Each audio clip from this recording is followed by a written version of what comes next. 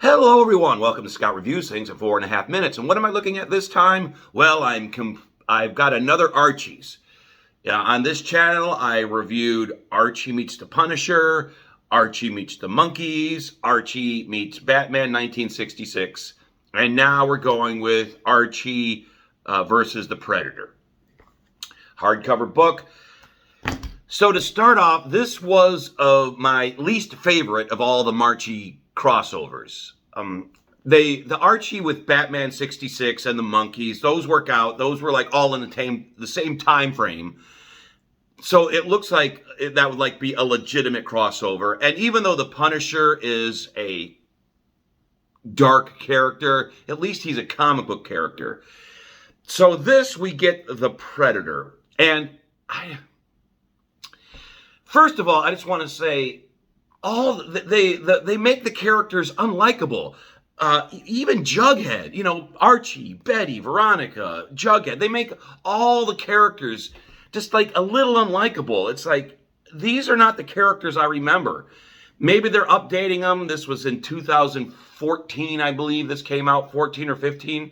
So they're trying to update it and they have their iPhones and all that. That I understand. But why do they make the characters so unlikable? Like, when they die, it's like, okay, a major character died, and you don't really care because they were just not drawn in a good way. And we still have, and first of all, a main character, the cover, yeah, that's Jughead's hat. So the cover on the back too, yeah. Guess what? Jughead's dead. So you know this even before you start reading the book. Spoilers. Maybe I should have said that before I brought that up. But yeah, spoiler. But yeah, you're going to see the cover. Jughead's not there anymore.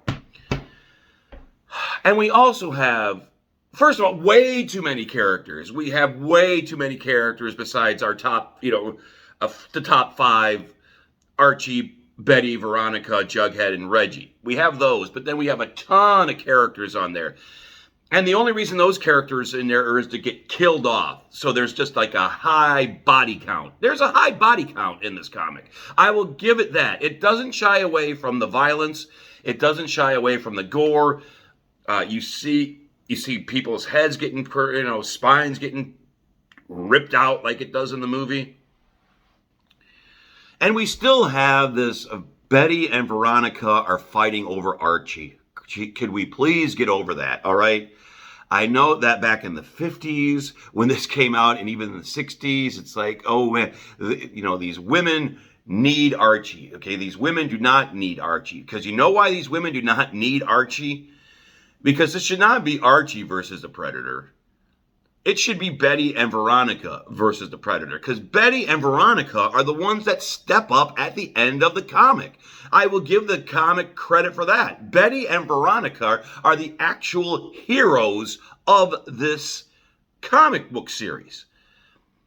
Archie ends up being a secondary character at the end of the book. I would have liked it more if it was more of Betty and Veronica. They take charge. They're the ones in charge. They're the one bossing Reggie around. They're the one bossing Jughead around. But the whole undercurrent is, oh, we've got to save Archie because we're in love with Archie and we can't live without Archie. And, the love for their friends. There's this one, I guess it was supposed to be a sweet little scene where Veronica's saying goodbye to Jughead after he gets, decapitated by the Predator and his head is stuck in a vending machine. It just comes off that these women are just doing all this. These women are destroying the Predator. These women are, defending their friends. These women are just going against an alien force. They're just doing it to impress and save Archie so one of them can eventually say...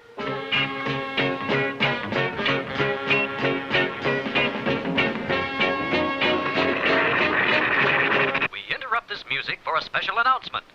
The winner of the Flying Ace Sweepstakes is Jughead Jones of Riverdale. A lucky guy. Run! Go! Get to the chopper!